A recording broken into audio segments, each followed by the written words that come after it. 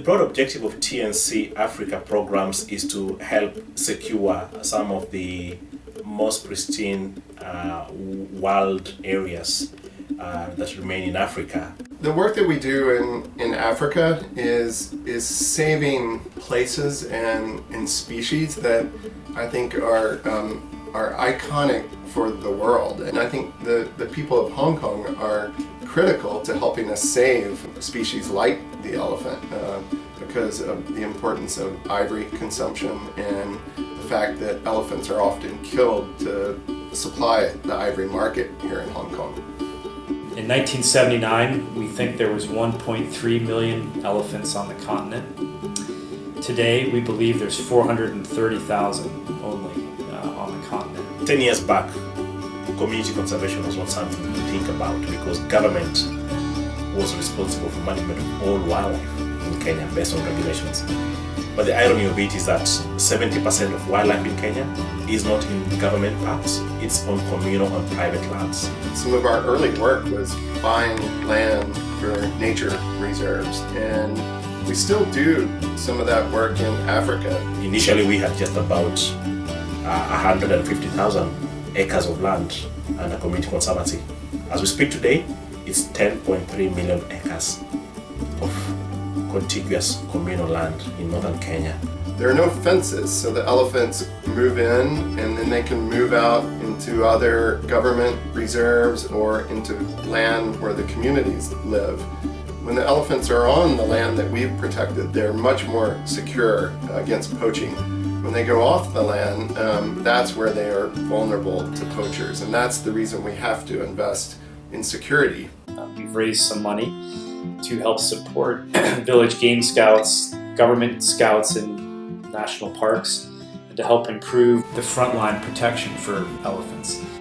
The Nature Conservancy works with partners to help us implement our work. So a lot of those partners are other NGOs, groups like Save the Elephants that are working on security and good science for monitoring elephants.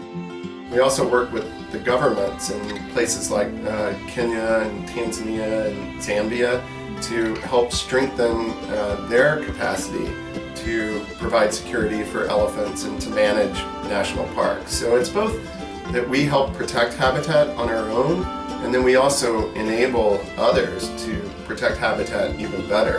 And some of the times it's government and sometimes it's NGOs. We each try and do work that is complementary for the other. So we're doing work on demand reduction and we coordinate with WWF on that work. Our idea is to do two things for demand reduction. So number one, we want to improve awareness. An elephant needs to be killed for ivory.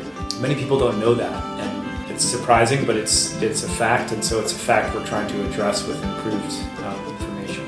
The second thing people don't know is that it's actually a lot of the ivory that is available is illegal ivory, and that it's supporting terrorist groups, and it's destabilizing a lot of Africa in terms of the terror and the impact that the violence that's coming with it. China program and our Hong Kong program are working very hard with corporations like Tencent and Alibaba to spread the word that buying ivory is a bad thing. And if we get that message out to more people in China and Hong Kong, they will stop buying ivory, and that will help us to save elephants. Now is the time to make a difference, and everybody can be involved in this. An elephant is killed every 15 minutes for its ivory, which is an alarming rate, and it's sad.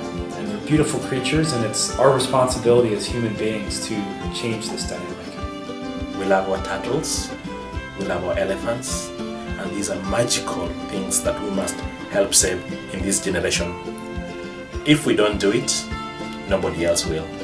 Thank you. Make a donation to the Nature Conservancy today, and you can become a conservation champion, and you can help keep elephants alive. Thank you. Thank you for supporting the Nature Conservancy's work in Africa.